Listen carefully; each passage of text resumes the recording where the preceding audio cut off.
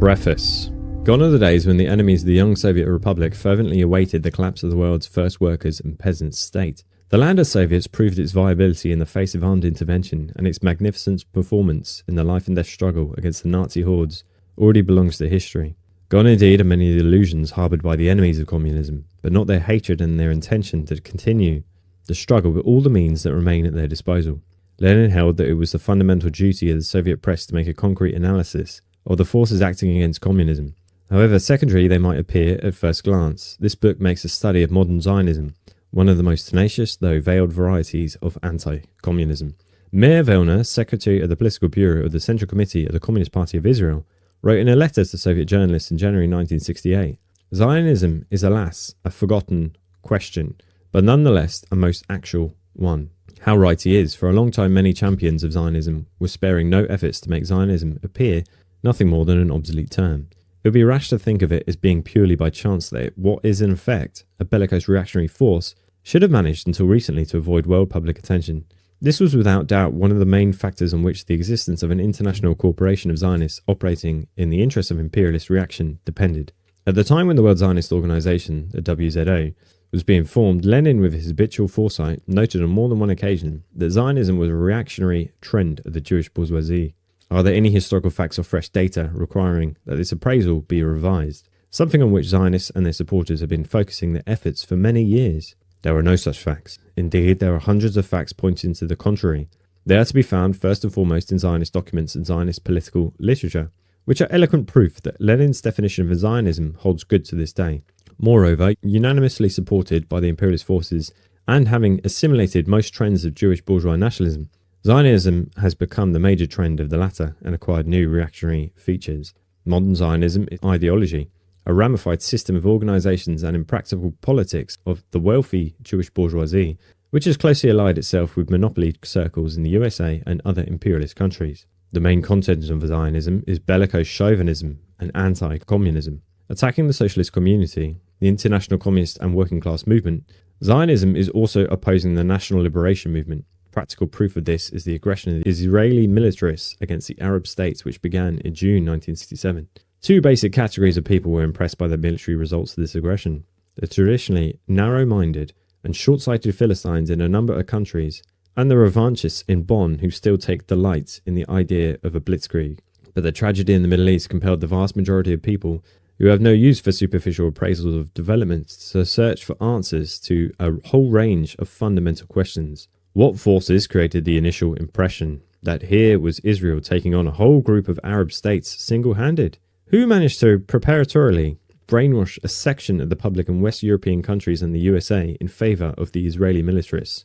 Who gathered intelligence and uncovered some of the military and state secrets of the Arab countries? Who helped Israel arrange financial and military deals in absolute secrecy? Since all this could not possibly have been accomplished solely by Israel's secret service and her propaganda machinery, there is a clear inference of cooperation between the Israeli militarists and the ruling circles of the imperialist powers. Correct as this assumption may be, it is not a sufficient explanation and suggests the existence of an intermediate link which helped Israel to make secret preparations for a latest expansionist move and attempt to overthrow the progressive regimes in the United Arab Republic and Syria by force. And the footnote says, during the aggression, official propaganda in France was not pro-Israeli because of the de Gaulle government's foreign policy, and pro-Israeli propaganda was conducted by French WZO branches. The International Zionist Association played this role, acting as a secret channel between the most reactionary forces of the imperialist states, especially the USA, the FRG, and Britain on the one hand, and the Israeli militarists on the other. It would be wrong, however, to think of the International Zionism's role in the Middle East conflict as being solely that of a connecting link. In very general terms, the pattern of dependence of the main participants in the aggression is as follows: the Israeli militarists, International Zionism, Western imperialist circles headed by the USA. The Israeli ruling circles are junior partners in the International Zionist concern. This is indeed one of the most important conditions of their existence as ruling circles. The Zionist concern, represented by the World Zionist Organization, the World Jewish Congress, which is really a branch of the former, and numerous other offshoots, whose role is sometimes more important than that played by organizations with a signboard at their entrance, is at the same time one of the world's largest associations of finance capital, a self-described global ministry for the affairs of world Yuri, an international intelligence center, and a well-run misinformation and propaganda service. The cardinal aim of the concerns departments, whose operations are guided from a single centre, is amassment of profits and wealth, ensuring them power and a parasitical well-being within the imperialist system. Needless to say, defence and consolidation of imperialism's positions is part and parcel of this main objective of international Zionism. Economically, the World Zionist Organization has very close ties with the monopolies of the major imperialist powers, and especially the United States. Like the US monopolies, the Zionist concern has an extensive and long-standing range of business interests in the Middle East. This being the case, its role in that part of the world has been far more than that of, quote, messenger boy, unquote. The Zionist concern acted as an employer with regard to Israeli ruling circles, while in its dealings with the US monopolies, it was by no means a minor participant in the criminal scramble for spoils in the finance jungle. The Six-Day War was not the first and probably not the last venture of international Zionism, whose range of interests and plans is not limited to the area of the Suez Canal. But the aggression of June 1967 was one of the rare occasions on which international Zionism, breaking the old and firmly established rules of its game, slightly lifted the veil shrouding its activity. Israel's Prime Minister Levi Eshkol let the cat out of the bag when he mentioned the sum which Zionist organizations freely granted Israeli's ruling circles shortly after the outbreak of the war. An international conference of Jewish millionaires was held in Israel, and to the amazement of millions of their fellow countrymen, Zionists in a number of countries widely celebrated the successes of the Israeli armed forces. However, it must be stressed that this was a rare episode in the history of the International Zionist Association, which prefers more covert forms of activity. Over the last decade, Zionists, as specialists in camouflage, have developed a tendency to talk about a complete collapse of Zionism. Laments and mournful wails ring out from the rostrums of international Zionist get-togethers. This campaign is skillfully fanned by the Zionist press. Here, for example, is what the Israeli Zionist newspaper Mibifanim wrote between the 1957 and 1967 acts of aggression in the Middle East. Quote, Zionism is beset by a severe and unprecedented crisis. It is a three-sided crisis involving the ideology, movement, and the practice of Zionism. Its scale and depth show that this is not a transitory phenomenon engendered by economic or political difficulties or controversy over current issues. The crisis affects the very heart of our movement, its core, its centre of the Jewish problem. The crisis is just so serious that it arises from the inside, from the heart of the movement, from the heart of its political and ideological leadership, unquote. But it would be a mistake to ignore the real aims of the authors of such remarks. Zionism is a reactionary system of views and a system of reactionary organisations serving imperialism. In other words, Zionism is a class phenomenon. And Zionism, like the whole imperialist system, is indeed in a state of profound crisis. Nevertheless, on the basis of facts that shed light on the rules of Zionist propaganda makers, the only conclusion to be drawn is that potentialities, freedom of manoeuvre, the destiny and ultimate doom of Zionism are directly contingent to the possibilities, destiny and ultimate doom of the exploiter class on the destiny and doom of imperialism. Zionism naturally finds it more and more difficult to operate in our day and age, but is still a highly experienced, cunning enemy of internationalism. The friendship and fraternity of all nations, a dangerous instrument in the hands of imperialist reaction. People who know little or nothing about Zionism tend to associate it either with the state of Israel as a whole or with the Jews in general. It is these erroneous notions that best of all suit the leaders of international Zionism and are cultivated by Zionist propaganda. Since a considerable number of Jewish working people in different countries, including Israel, forthrightly reject Zionist views, the leaders of Zionism are vitally concerned that all Jews, wherever they are and whatever their views, should be classed as Zionists, so that the waverers are pushed into serving Zionism's criminal aims. And that's it for the preface.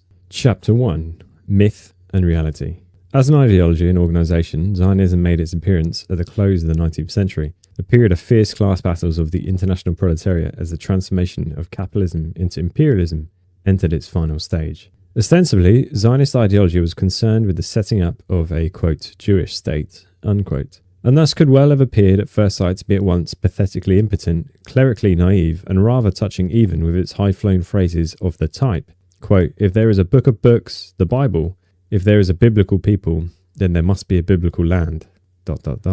unquote.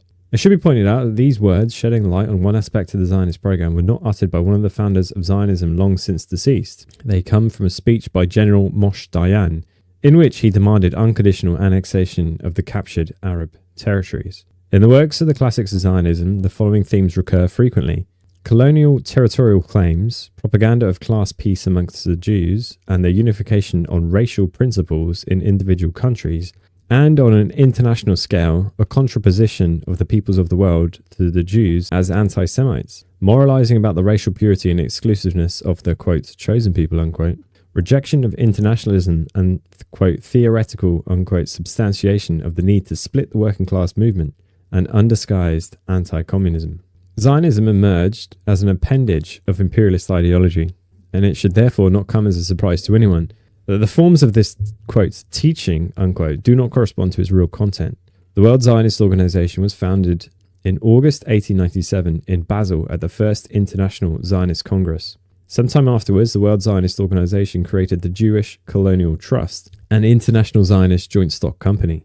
Once organized, Zionism became its activity with a fraud. Finding this, quote, date of birth, unquote, unsatisfactory, Zionist and pro-Zionist circles energetically disseminated, for external consumption, the myth that Zionism, seeking to set up a Jewish state, was as old as the world, since for thousands of years the Jews had been nourishing the hope of returning to Palestine. Just as much attention, by the way, is paid to the dissemination of this myth today. Quote, Zionism is as old as the captivity of the Jewish people when the temple was destroyed by Nebuchadnezzar, unquote, wrote Professor Norman Bentwich, a British Zionist who had written much about Palestine, but who preferred to live in Britain most of the time. Howard Morley Sachar, a British Zionist historian, stresses that, quote, Zion was not just a chimera of the living dead, it was enshrined in the hearts of Jews in every part of the world, unquote. Nahum Sokolow, a prominent Zionist ideologue, asserts that Zionism has been an ideal of thousands of years for which the best of our nation have laboured, struggled, suffered, and died, unquote. He is seconded by Justice L. Brandeis, one of the oldest Zionist leaders in the USA, who writes, quote, since the destruction of the temple nearly 2,000 years ago, the longing for Palestine has been ever present with the Jew, unquote. These quotations have been handed down from generation to generation and referred to in research papers, encyclopedias, and academic editions. Let us not forget for a moment that in the above quotations and in a vast number of other still more categorical statements, Jews are considered as existing outside time and space, independently of the particular historical context of one or other of their communities, and that the question of classes is completely ignored. Let us return to the Zionism of 1897 and presume that it was exactly what it professed to be. A system of views, a political and financial organization whose purpose was the establishment of a, quote, Jewish state, unquote. If we allow then that this was the case, the way the Zionists posed the question of the antiquity of Zionism, the thesis that Zionism summed up and expressed, the age-old aspiration of the Jews to return to Palestine, is striking an absurdity. For the success of the Zionist aim of setting up a Jewish state in Palestine at that time, once they had the necessary sums of money at their disposal, and the Rothschild Bank alone had funds enough for 10 Palestines, theoretically depended on two conditions: the preparedness of a considerable proportion of the Jews to move to Palestine, and the availability of support, chiefly military, from the leading imperialist powers in the matter of colonizing Palestine. But if it was true that for centuries the Jews living in different countries wanted nothing more than to move to the barren hills of Palestine, then the thesis about the antiquity of Zionism was evidently not intended for their consumption. For in that case, it would have been all one to the Jews whether Zionism had appeared in the epoch of monopoly capital, or whether it already existed in the 6th century BC. We can only presume, therefore, that the myth about the antiquity of Zionism was conceived for the benefit of the rulers of the empires that existed at the turn of the century, for the purpose of enlisting their unanimous support for the projected colonization of Palestine, and the creation of a Jewish state there. Yet it can hardly be imagined that the Zionist leaders, skilled both in banking and politics, were ever so naive as to believe that references to genealogy or aspirations could make imperialism go halfway to meet someone else's plans. So we return to the question, for whose benefit was this myth created, and why? It is extremely important to find the correct answer, for the Zionists' seemingly innocent claims are but a screen concealing circumstances of an exceptionally serious nature. Let us allow that here Zionist casuists can accuse us of primitivizing the concept of Zionism and vulgarizing the question of its antiquity. Quote, Zionism, unquote, they will assert, is, quote, is ancient not only because Jews have been nourishing the hope of returning to Palestine for thousands of years, but also because Zionism is the idea of returning to Palestine kept alive over the ages. Zionist theoreticians shamelessly invent a dialectical spiral connecting the biblical Abraham with the 19th and 20th century Zionist leaders. Quote, it is an unbroken chain stretching from the dawn of Jewish history through all generations from Abraham to our own times, unquote, writes Nahum Sokolov. But this screen of words falls apart as soon as we refer to candid statements of some of the less cautious Zionist leaders of the past. Quote, "Our return to the land of our fathers as promised in the scriptures," unquote, wrote Theodor Herzl, the founder of the World Zionist Organization, in 1900. Quote, "is of the greatest contemporary political interest to those powers which are seeking something or other in Asia," unquote. Norman Benwich and many of his associates set a fairly exact date for the appearance of Zionism. The period of the captivity of the Jewish people, when the temple was destroyed by Nebuchadnezzar, i.e. the 6th century BC. But if we were to follow the logic of the Zionist authors, the date of the appearance of Zionism should be moved back another 2 centuries to the time when Israel, part of King Solomon's realm, the other being Judah, fell under the onslaught of King Sargon II of Assyria, 8th century BC, and thousands of Israelites were driven off to be resettled in Assyria, a usual measure resorted to by conquerors in those times. It should be borne in mind that the Israelites were engaged mainly in agriculture or trade. Israel traded extensively with Phoenicia and Syria, and lying, quote, on the routes to Asia, Mesopotamia, and Egypt, it had also become commercial and urban, while Judah remained a land of poor and conservative shepherds, unquote. As Nathan Orzabel asserts, Sargon II not only sold Jews as slaves in the market, but also sent them to colonize selected regions of his far-flung empire. Since back in the reign of King Solomon, his subjects and also Tyrians and Phoenicians had begun to form communities throughout the vast territory of the Near and Middle East. There are no grounds for questioning the same Orzabel, who believed that after Nebuchadnezzar's conquest of Judah and the migration of a considerable part of the Jews to Babylonia, the latter saw in the land of their captivity large and well-rooted Jewish communities which had been established there since the 8th century. The newcomers merely swelled their numbers, unquote. In the view of many historians, the class structure in the Jewish communities in Babylonia was the same as generally obtained in the area. There were farmers, craftsmen, landowners, and petty and rich traders, and slavery was practiced. Initially, community of religion, language, and way of life sufficed to preserve the cohesion of a community. But these ties were bound to weaken gradually due to influence from without under the impact of various neighbouring cultures, and as a result of frequent intermarriage and the vigorous oosting of Hebrew by Aramaic. There is every reason to assume that traders and moneylenders made up the influential economic class in the Babylonian Jewish communities. Many historians note this circumstance. Recently recovered cuneiform texts, writes Lujo Brentano, a German scholar, quote, show that the resettled Jews were active in commerce. They practiced moneylending, which was widespread among the Babylonians, and were also wealthy traders, unquote. The wealthy section of the Babylonian Jewish communities viewed this process of assimilation with apprehension as a threat to their power.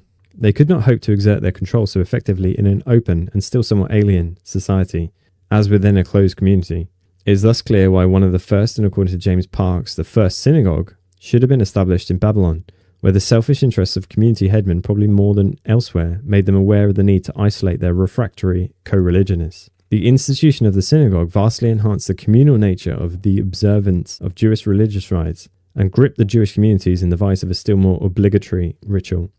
Needless to say, the entire authority of the synagogue was used exclusively to further the interests of the wealthy minority. Naturally, the transformation of the synagogues into religious spiritual centers of the Jewish communities was a gradual process, which moreover did not hinder but on the contrary served to further the commercial and financial operations of the community hierarchy. The appearance of the synagogues, some historians contend, indirectly stimulated the transformation of the Jewish farmers in those places, where they remained into urban dwellers. It took the Jewish communities in Babylonia a relatively short time to really put down deep roots, a fact which found its religious reflection in the summons of Jeremiah the prophet, quote, "Build ye houses and dwell in them, and plant gardens and eat the fruit of them. Take ye wives and beget sons and daughters, and multiply ye there, and be not diminished," unquote. In 538 BC, Cyrus, the Persian conqueror of Babylon, in an effort to strengthen Palestine out of personal considerations, issued a proclamation permitting the Jews to return to Jerusalem. But as the chief rabbi of Great Britain, 1917, noted, quote, "After the proclamation issued by Cyrus, the mass of the Jewish people still remained in Babylon," unquote. This view is upheld by A.T. Olmsted, a US historian, who writes, quote, "It was scarcely to be expected that the Jews already rich would abandon fertile Babylonia the barren hills of Judah," unquote. A very significant fact illustrating the sentiment of the Babylonians is mentioned by Salo Whitmeyer Barron, a US Zionist historian, describing a somewhat later period in the life of the Babylonian Jewish community. He writes that the Babylonian leaders insisted that in all countries, prayers must be recited first for the scholars of Babylonia. Their large numbers and wealth enabled the Babylonian spiritual fathers of Judaism to assert, according to Barron, that here, i.e. in Babylon, rests the chain of wisdom and prophecy, and from here, not from Jerusalem, the Torah radiates to the whole people. Thus, the myth about the ever-present longing of the Jews to return to Palestine is exploded by facts relating to the 1st century AD. Describing the same period, the Cambridge Ancient History suggests that apart from the Judean exiles themselves, i.e. from the Babylonian community, it is not improbable that by this time Jews were, whether associated with their Phoenician brethren or not, were beginning to be found scattered over the known world. The settlement of Jewish communities went on in the period of Persian domination, despite the fact that the authorities were well disposed to the resettlement of the Jews in Palestine. Jewish traders, accompanied by dependent co-religionists, moved in the wake of the Persian army, settled down on captured lands, and supplied the army as soldier peddlers. The 1st century philosopher and historian Philo Judaeus wrote the following about the settlement of the Jews in the Hellenistic age. So populous are the Jews that no one country can hold them, and therefore they settle in very many of the most prosperous countries in Europe and Asia, born on the islands and on the mainland." Unquote. In an effort to persuade the Jews to return to Palestine, the aims pursued by the initiators of this movement will be described further on. The Zionists deliberately played up the epoch of Roman domination, and particularly the uprising in Judea, AD 66 to AD 73, against the tyranny of the Roman Empire and the suppression of this uprising accompanied by the destruction of Jerusalem by Romans. Hoping to plant the seeds of further misanthropy among the Jews, the Zionists laid particular stress on the following. 1. The brutal suppression of the revolt and the destruction of Jerusalem by the Romans, as supposedly illustrating one of the links in the chain of singular sufferings of the Jews, singularly brutal repressions against them throughout recorded history. This Zionist thesis already holds the false element of exclusiveness, which is essential in counterposing Jews to non-Jews. 2. The suppression of the uprising in Judea and the repressions which followed as being one of the most decisive facts, proving the unquestionably forcible eviction of the Jews from Palestine. In this connection, it would be not amiss to note that in the light of the destruction of Carthage, the suppression by the Romans of the revolt of the Achaean League, and the disappearance of Corinth from the face of the earth, and also the stubborn, courageous struggle of the Gauls and the Britons against the Romans, the Jewish rising was no more or less heroic, and its consequences no more or less sanguinary than many other episodes in the resistance to Roman rule. As regards the forcible eviction of the Jews from Palestine, we think Leonard Stein makes an interesting point in his description of the years immediately preceding the uprising in Judea. Quote, "Flourishing Jewish communities had long existed in Egypt and Cyrenaica in Syria and Mesopotamia, in Italy and Greece." Stein goes on to point out, the Jews were dispersed long before the collapse of the Jewish state. Indeed, at the opening of the Christian era, there are said to have been about 700,000 Jews in Palestine out of something like 4 million in the Roman Empire alone. Unquote. In the ancient world, Vincent M. Scramusa and Paul L. McKendrick write that 40% of the 500,000 population of Alexandria were Jews. The two American historians mention an interesting fact. After one of the clashes between the Jewish and Greek communities in Alexandria caused by their economic and political rivalry, the Roman Emperor Claudius ordered the Greeks to respect the liberties Augustus had guaranteed to the Jews, and he warned the Jews neither to agitate for more privileges nor to encourage clandestine immigration of Palestine Jews into Egypt. Unquote. The rise of new Jewish communities went on just as intensively in the period of the expansion of the Arab Caliphate, 7th century AD. It is common knowledge that the sovereigns of the empires which succeeded each other in the Mediterranean region brutally oppressed and exploited all the peoples they conquered, including the Jews. But it is a historical fact that the appearance of the Arab Caliphate brought about the revival of the old Jewish community in Baghdad that had been dragging out a miserable existence in the Hellenistic age. Historian Cecil Roth shows in his History of the Jews that this community developed into a spiritual centre of the Jews living inside and outside the Caliphate. According to the authors of the Cambridge Medieval History, this period also witnessed the intensive settlement of Jewish communities in Spain, Egypt, and Mesopotamia, that is, in the most flourishing provinces of the Caliphate, and the Jews had few rivals as traders in the 9th century AD. There is evidence of them being constantly on the move between the kingdom of the Franks and China. Ibn Khurdabi, the postmaster of the Caliphate of Baghdad, gives in his Book of the Ways, 847, a remarkable picture of the activity of the so-called Radhanite Jewish traders from China to Spain in the 9th century. Jew and merchant are used as almost interchangeable terms. The historical facts point to the repetition of a situation vexing for the Zionists in each successive age, the routes along which, according to their view, the idea of returning to Palestine should have led the Jews from the Babylonian times onwards just did not coincide with the trade routes of the Jewish communities scattered throughout the world.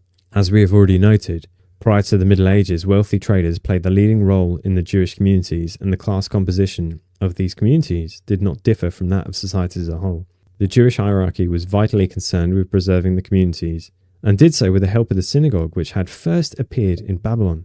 It should be added that in the Hellenistic age and the period of Roman domination, and throughout the existence of the Arab Caliphate, Jewish communities enjoyed full autonomy in their internal affairs, since this was in the interest both of the community hierarchies and the imperial ruling circles. As Nathan Orsabel rightly notes, self-government was of particular benefit to the governing strata of the communities in the matter of tax collecting, this being at the same time a matter of direct interest to the imperial ruling classes, and also as a means of forcibly imposing their own laws and regulations in the ghetto. In the opinion of many bourgeois historians, the Jewish communities which settled in numerous countries before the Middle Ages were commercial associations.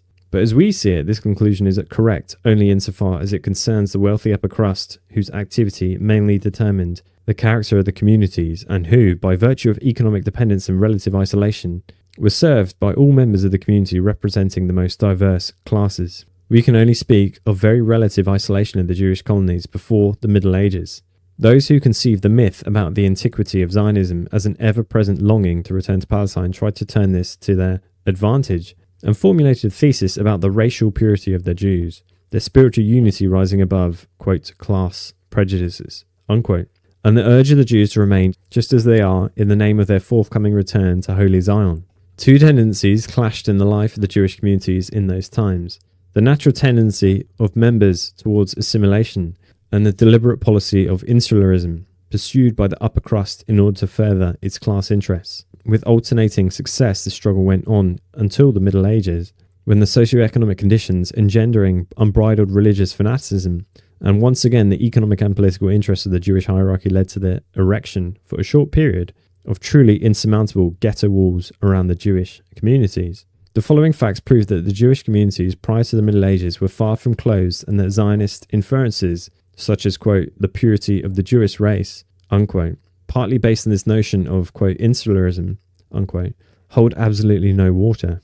According to Olmsted, members of the Babylonian community with time stopped using Hebrew and adopted Aramaic. According to Olmsted, members of the Babylonian community with time stopped using Hebrew and adopted Aramaic. Jews living outside Palestine were divided into two large language groups, one speaking Aramaic, as did the Jews in Palestine, and the other Greek. Discussing the Hellenistic age, Cecil Roth writes, quote, Egypt was, at this time, the greatest centre of Hellenic culture. The Jews could not fail to be influenced by this fact. They speedily relinquished the language of their fathers in favour of Greek. The universally adopted Hellenic names, imitations of, and supplements to the Bible, were composed in Greek, heavily tinged with the local philosophical conceptions. The most influential Jewish community in Spain, that of Cordova, adopted the dress, language, and customs of the Arabs, according to the Cambridge Medieval History. One could go on, but these few examples should suffice. Philo Judaeus aptly summed up the settlement of the Jews before the Christian era as follows, quote, And while they hold the holy city, Jerusalem, where stands the holy temple of the Most High God, to be their mother city, yet those cities, i.e. cities of the diaspora, which are theirs by inheritance from their fathers, grandfathers, and ancestors, are in each case considered by them to be their fatherland in which they were born and reared. Unquote. This was written in the 1st century BC. Karl Marx emphasized that Judaism has survived not in spite of, but by virtue of history. The less subtle Jewish nationalists make no bones about dubbing Marx an anti-Semite. Their more cunning brethren are continuing their efforts to reduce Marx's concept of Judaism to the term, quote, huckstering, unquote.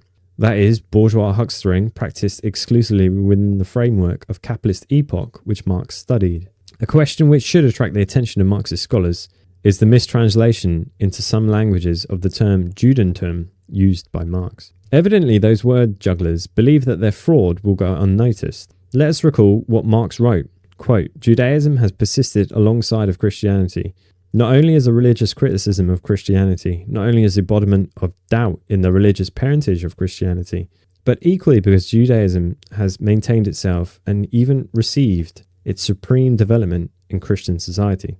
But of course, something can only be said to persist provided it has existed up to the moment when the question of its continued existence or disappearance arises. Consequently, the concept Judaism, emphatically not to be qualified simply as bourgeois huckstering, steps across the temporal border of capitalist society and recedes into the ages. The term huckstering is so adequately defined in the German language that if necessary it can be used to characterize all the activities conducted by Phoenician, Armenian, Jewish and other traders at the pre-capitalist epoch. Marx, however, does not do this. Indeed, one of the reasons why Zionists hate Marx is the fact that apart from having a collective implication, the concept, quote, Judaism, quote unquote, he introduces contains a definite accusatory characterization of the activity as the most typical huckstering of the rulers of Jewish communities, the direct bearers of Judaism. Quote, it must not be imagined, however, unquote, writes Cecil Roth, quote, that the origin of the Jewish settlement in Europe was due entirely to the slave element. Commerce is a factor more potent, though not always more prominent, than warfare, unquote.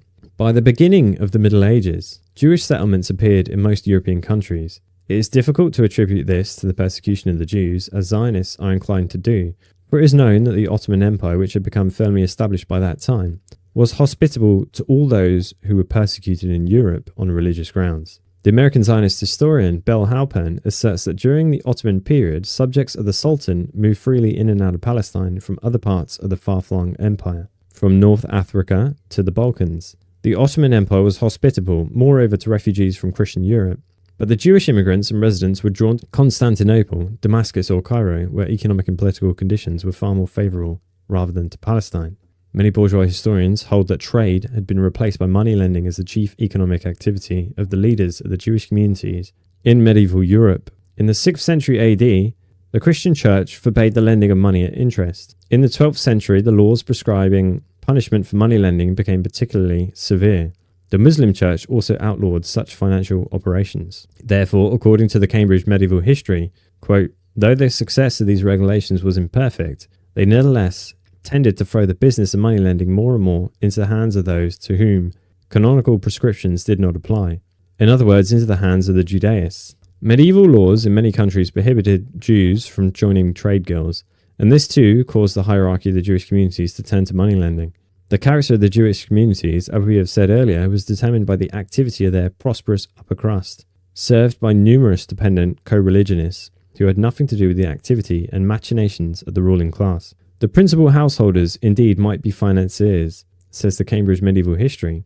These would represent, however, only a small proportion of the total numbers dependent upon them. Directly or indirectly, there would necessarily be numerous subordinates, agents and clerks to help in their business, synagogal officials to carry out divine worship, scribes to draw up their business documents and to copy out their literary or liturgical compositions, tutors for the instruction of their children, physicians to care for their sick, attendants to perform household services, butchers and bakers to prepare their food in accordance with ritual requirements. The socio-economic order in feudal Europe had accounted for the high degree of differentiation and seclusion of social groups within each class, not to mention classes as a whole, was mainly responsible for the strict isolation of Jewish communities and the erection of the almost insurmountable ghetto walls around them. It should be noted that the community hierarchy did not oppose the establishment of such economic, social and physical isolation, for it provided the opportunity for maintaining the Jewish religion and all that this religion embraced, unquote. According to the British Zionist historian H.M. Sachar, quote, the first Spanish and Sicilian ghettos of the early medieval era were actually requested by the Jews themselves, unquote. Quoting Salo Baron, A. Lilienthal, US historian and publicist, wrote that the rabbis insisted on separatism on political and religious grounds. Therefore, the basic laws regulating ghetto life in Portugal were passed at the request of the Jews living there. Jewish communities in Britain, France, Germany and other European countries enjoyed the protection of the monarchs, who had a vested interest in their existence and activity since the taxes levied on them flowed directly into the royal coffers. Quote, the average revenue derived from the Jews in northern countries, notes the Cambridge Medieval History, has been reckoned at about 1/12 of the total royal income, unquote.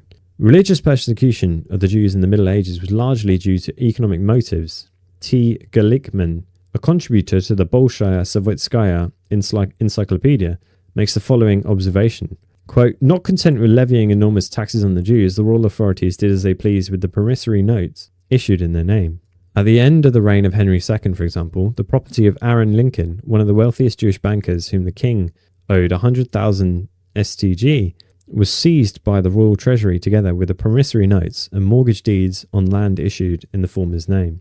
The attitude of the ruling classes to the Jews became particularly manifest during the pogrom on the eve of the Third Crusade, 1190, when the English nobility, debtors of Jewish moneylenders, burned their promissory notes. T. Galikman further notes that in the 13th century, Lombard competition abolished the need for Jewish capital. Towards the close of the century, the church increased its opposition to the Jews, and in 1290, all of them were expelled from England by a decree of Edward I. However, the migration routes of the Jews in the Middle Ages followed the persecution of the Jewish communities in Portugal, Spain, England, and some other countries are rather disappointing for the Zionists. As Cecil Roth writes, while in the 8th and 9th centuries the Euphrates Valley was the centre of the Jewish religion, by the 16th century it had shifted to Poland. Though fully acquainted with these facts, the Zionists, especially in matters pertaining to the Middle Ages, nevertheless intruded into a sphere from which Orthodox rabbis in some countries, including Israel to this day, are trying to evict them. Unable to manipulate with respect to the Middle Ages such terms as Babylonian captivity, or, quote, the second destruction of the temple by the Romans, unquote, they seized upon the messianic idea, the idea of the arrival of the Messiah and the return of the exiled, unquote, asserting that on the one hand this idea, quote, is an expression of the national spirit of the Jews, unquote, and on the other, quote, confirmation of their ever-present longing to return to Palestine, unquote. But here the theologian Manasseh ben Israel, 1606 to 1657, makes the Zionists uncomfortable. Having in mind the idea of the arrival of the Messiah, he asked Cromwell to permit Jewish communities to return to England. He reasoned approximately as follows: there has been no Messiah so far, God alone knows when he will arrive, but the Holy Scripture says that before returning to the, quote, Holy Land, unquote, the Jews have to be scattered all over the world, something which cannot be considered as accomplished, since there are no Jews in England. The Jews were then allowed to return to England. The idea of the arrival of the Messiah, adopted from Judaism by the Christian religion and Islam, as in its time Judaism had adopted its basic concepts from Zoroastrianism, was formulated, as has been repeatedly reproved, to perpetuate the class society and the system of exploitation, and thus deprive the exploited of the hope of ever being able to wage a successful struggle for a better future. The Zionists, however, are endeavouring to present the idea of the arrival of the Messiah as a symbol of the intellectual and physical attachment of the Jews to Palestine, as evidence of their ever-present longing. Emotional attachments, especially when millions of people living on different continents, speaking different languages, and subjected to the most diverse influences are involved, are a sphere upon which we shall refrain from encroaching, as the Zionists are brazenly doing, let alone from making any categorical statements about. As regards physical attachment to Palestine, it did exist as the facts show, but in a somewhat discouraging, for the Zionists, form. According to regulations, it was necessary for adherents to the Jewish faith to own land in order to be able to engage in financial operations. Therefore, some early Babylonian teachers enacted an ordinance, takana, enabling Jewish businessmen to use for that purpose the ideal claim of each Jew to the possession of 4 ells of Palestinian soil, unquote. Subsequent events connected with the Babylonian captivity are known. Quote, while great world tensions added new zest and immediacy to messianic speculations, in more recent periods there was less urgency in messianic appeal, and some individuals may even have begun to doubt its necessity for the preservation of the Jewish faith, unquote, wrote Salo Baron. Let the Zionists continue their polemic over this issue with Orthodox rabbis and Salo Baron. From Poland, Jewish communities began to migrate to Russia, another disappointment for the proponents of the idea of the ever-present longing for Palestine. According to A.M. Hiemsen, out of the millions of Jews in the world, quote, there were not more than about 5,000 Jews in Palestine in 1770, unquote. At that time, the number of subjects of Jewish origin in Russia alone was many times greater. Russian Tsarism subjected the Jewish poor, as it did other national groups and peoples, to repressions and brutal exploitation. The Tsarist authorities established what was known as the Jewish Pale. The history of the creation of the Pale is described by T. Galikman. Quote, in their petition, Moscow merchants complain that the Jews engage in retail trade in foreign commodities which they themselves bring in from abroad and sell below market prices, thus causing considerable damage and disruption of local commerce. The sale of commodities at lower prices than charged by all Russian merchants is a clear indication of smuggling and evasion of taxes, unquote. Moscow merchants, Galikman continues, did not even think it necessary to mask their plea with the fig leaf of religion. On the contrary, they emphasize that they are pleading to forbid the Jews to trade, to exile those that had already settled in Moscow, and to expel those that had clandestinely joined the Moscow merchants, not because of any aversion or hatred for their religion, but solely because of the material damage they are causing. They did not petition in vain. Yekaterina II conceded that the Jews had the right to join the merchants only in Belorussia. Yekaterinian Slav vice-regency and the Tauric gubernia, it was this law, 1796, that established the so-called Jewish Pale, unquote. But it was not long before the Polakovs, Ginsbergs and other magnates had overcome this barrier and installed themselves in luxurious mansions in Moscow and St. Petersburg, leaving on the other side of the Pale tens and subsequently hundreds of thousands of benighted, indigent working Jews. At this juncture, it is necessary to make a slight digression. We firmly believe that to assert that any given nation, nationality, or national group, quote, suffered more than anybody else in the world throughout the history of mankind, unquote, is tantamount not only to deliberate misrepresentation of the historical facts in the interest of base nationalistic aspirations, but also deliberate adoption of an inverted racialist stand, an attempt to breed overt or veiled animosity to one and all, and to sow discord. It is this course that the Zionist leaders are pursuing in their efforts to rally together in the interest of the exploiters, the Polakotovs, Oppenheimers, Rothschilds, and other multimillionaires, and the Jewish workers and craftsmen under the biblical panoply of a, quote, a people punished by God, yet one chosen by him, unquote, and to counterpose the Jewish working people to their non-Jewish fellows. The Zionists viewed the era of the Jewish Pale merely as good material for unscrupulous speculation on the sufferings of the Jewish working people, which were indeed extreme in certain historical periods and in certain countries. It merely serves them as an argument by which they seek to prove that sufferings endured by any other nation are not to be compared with those endured by the world Jewish nation in all times. It is common knowledge that the history of wars and struggle in an antagonistic class society contains numerous descriptions of acts of brutality. Every nation preserves in its memory a succession of events characterized by violence, barbarous, bloody reprisals, calamities, and privations. Therefore, the professional wails of the Zionists create little impression on those who know and remember such tragic episodes as the blinding of the Bulgars, sitting on bones, or the transportation to America of millions of Africans in the holds of ships, some of which belonged to Jewish traders and bankers, the forebears and class brothers of the Zionists. The lot of the Jewish toilers was as unenviable as the lot of the people among whom they lived, and of which they were becoming increasingly a part through common labour and joint struggle against the oppressors. And it was not the myths of the Zionists, but the actual state of affairs that enabled Leonard Stein, discussing the years immediately prior to the rise of Zionism, to declare that for the overwhelming majority of the Jews, Palestine had, quote, long ceased to be the Palestine of concrete reality. Of its geographical position, or its physical form, they knew little or nothing. They were not bound to it by ties of personal affection, not haunted by memories of its sights and sounds. The return of the exiles would assuredly be a return in the most literal sense, but it would not come as the result of human effort. It would come in God's good time, with the appearance of the Messiah. In other words, Stein repeated what Philo Judaeus maintained 18 centuries before him, and indeed it could not be otherwise, for historical facts are extremely stubborn. The impact of the gigantic upheavals and advances in the life of the people of the whole world that accompanied the collapse of the feudal system, the rapid development of capitalism and the growth of the proletarian class in Europe and the French bourgeois revolution was so powerful that it shattered the medieval walls of the Jewish ghettos. However, Seycharles writes that although in that period, quote, most Jewish communities still managed to maintain the integrity of their religious, educational and judicial systems, they were nevertheless on the verge of bankruptcy and open class warfare, unquote. In the age of capitalism, the walls of the Jewish ghettos collapsed, paving the way for the unhampered assimilation of the Jews, which had been interrupted for the relatively short period of the Middle Ages.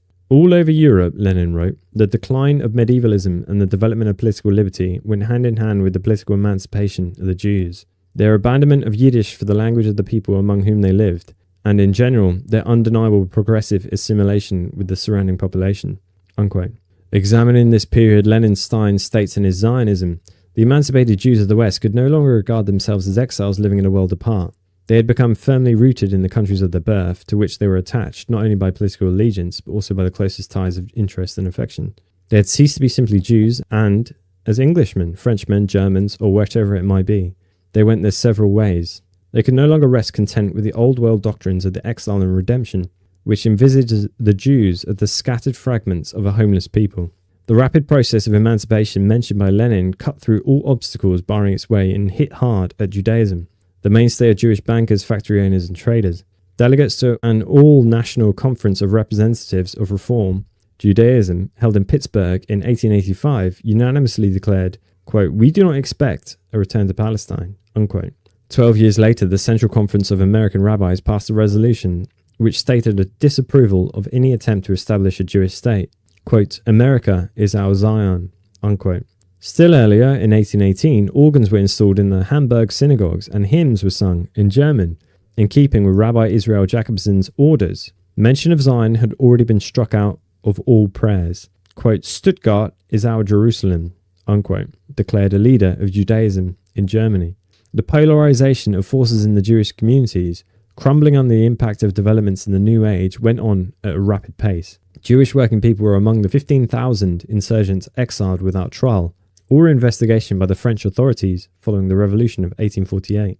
At the same time, Rothschild and Bethmann loans were extended indiscriminately to the Pope, to General Louis Eugene Cavaignac in France, who crushed workers' uprisings in 1848, to Metternich in Austria. We, i.e. Jewish workers, link ourselves up with armies of socialism, unquote.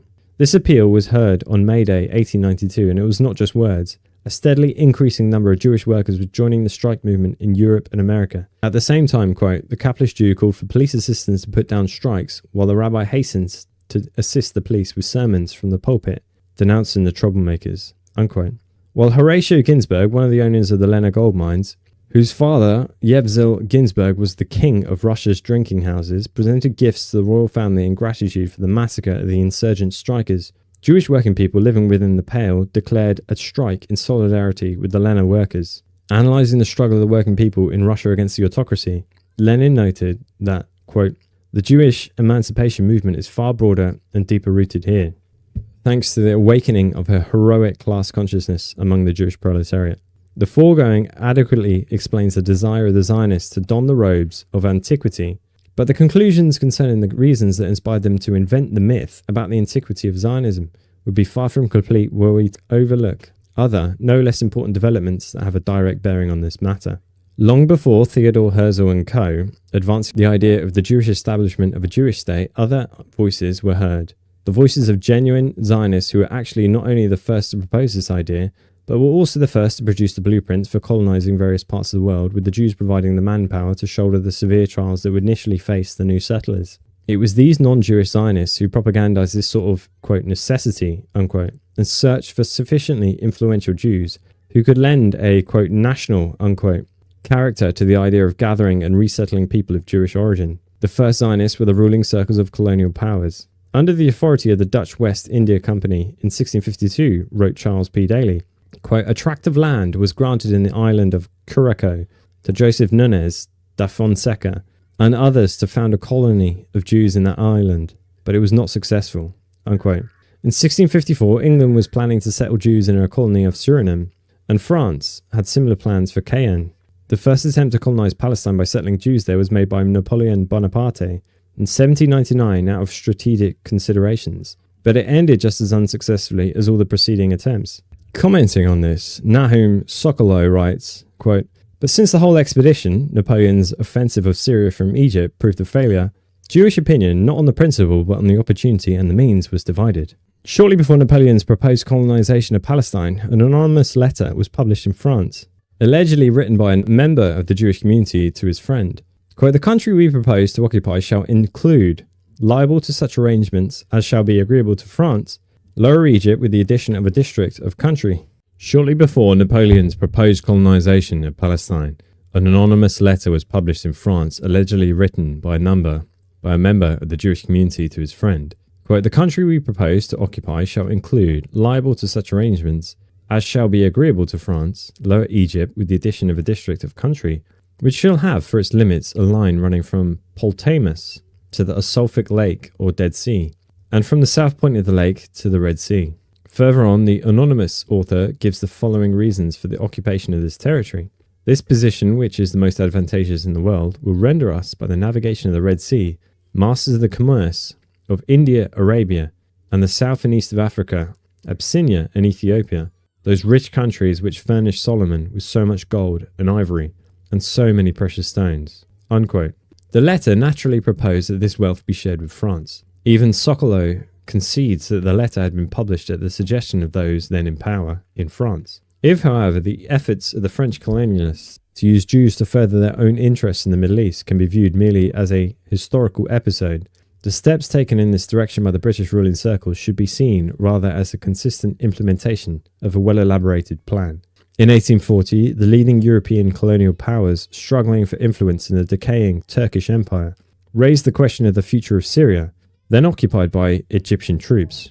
On August 17, 1840, the Times carried an article entitled, quote, "Syria, Restoration of the Jews," unquote, which said in part, the proposition, as far as it is known, no one had tabled such a proposition, to plant the Jewish people in the land of their fathers, under the protection of the five powers, is no longer a mere matter of speculation, but of serious political consideration. But while the Times, as a semi-official organ of the British government, had to be diplomatic and stress its concern for other colonialists, there were some circles in Britain which saw no reason to conceal their actual motives and views on this matter.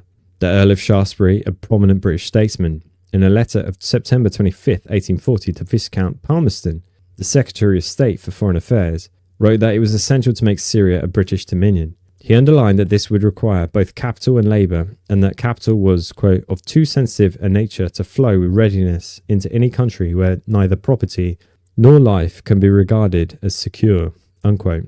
In conclusion, Shaftesbury made the following point, quote, "If we consider their, i.e. the Jews, returns in the light of a new establishment or colonisation of Palestine, we shall find it to be the cheapest and safest mode of supplying the wants of these depopulated regions," unquote.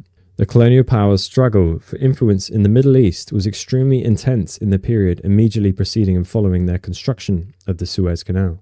Characterising their fierce rivalry in that part of the world, Dr. Edward Robinson, 1797 to 1863, wrote, "France has long since been acknowledged the protector of the Roman Catholic religion.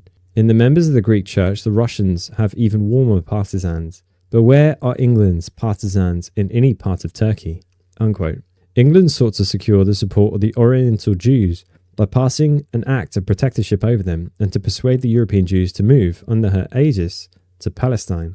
On January 25, 1853, Colonel George Gawler, former governor of South Australia and hence an experienced colonial official, declared in Parliament, quote, "Divine Providence has placed Syria and Egypt in the very gap between England and the most important regions of her colonial and foreign trade.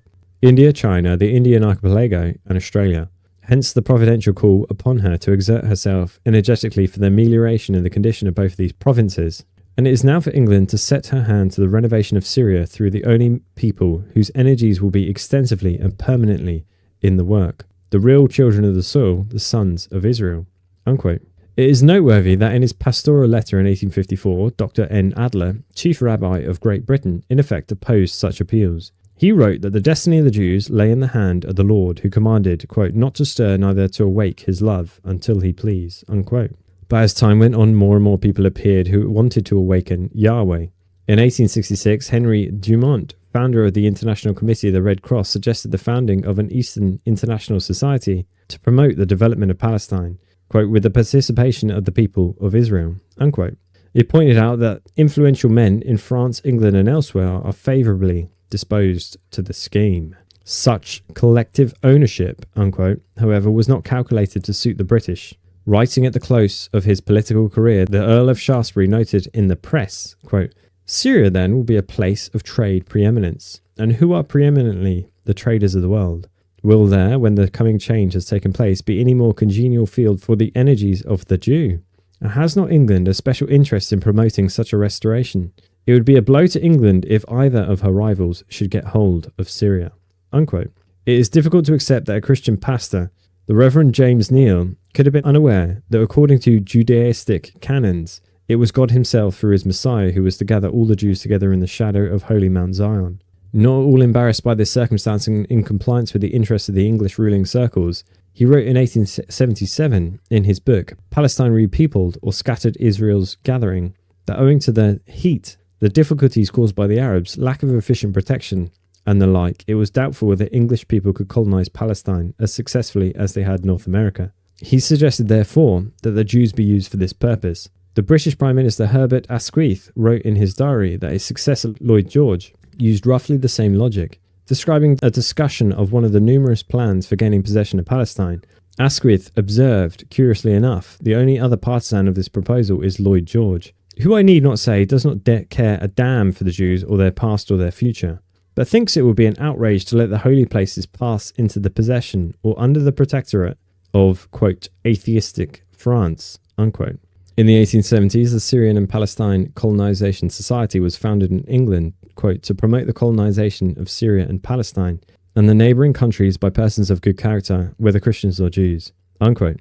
The time was ripe for the emergence of Zionism. The time had come, as the early 20th century Zionist leader Max Nordau put it, if Zionism had not existed, quote, Great Britain would have had to invent it, unquote. That's an exact same quote as Joe Biden said, that if Israel didn't exist, they'd have to create an Israel. As we have seen, the World Zionist Organization was founded in 1897. In 1902, the Jewish Colonial Trust was created, an international Zionist joint stock company, which according to Nahum Sokolow is the financial instrument of the Zionist movement, and its main object is the industrial and commercial development of Palestine and the neighbouring countries. Commenting on these developments, he wrote, quote, all the great achievements of British peaceful conquests encouraged the Zionist movement with its trusts and funds. Cecil Rhodes, with only £1 million to start with, created Rhodesia, with its 750,000 square miles. The British North Borneo Company had a capital of £800,000 and dominates over 31,000 square miles. The British East African Company, which administered 200,000 square miles, began with the same amount as the Jewish Colonial Trust, namely £250,000. At first, the Jewish Colonial Trust issued shares to the sum of £2 million. A great deal of noise was raised around this Zionist colonial undertaking. Zionist leaders went out of their way to advertise their newly created corporation, calling it, quote, pan-national Jewish, unquote, offspring and property. But this was nothing more than ballyhoo intended for the credulous. In the light of Nahum Sokolow's unambiguous admissions, it is perfectly clear that Zionism did not appear as a movement, and least of all, a popular movement, but as a capitalist enterprise. The shareholders in the new corporation were wealthy dealers from many countries, and their salesmen were Zionist leaders. Organizationally, Zionism took shape as a colonial enterprise closely connected with imperialist circles.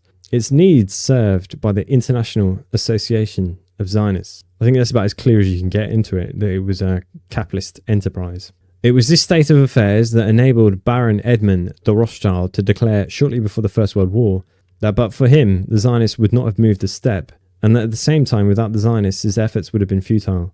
Zionism appeared as a phenomenon alien not only to the Jewish working people who were struggling together with the working class of their countries for a better future, but for the overwhelming majority of people of Jewish origin living in all parts of the world. It was this circumstance that enabled Leonard Stein to assert, quote, to the emancipated Jew, who desired nothing so little as to attract unnecessary attention, he, the Zionist, was an enfant terrible.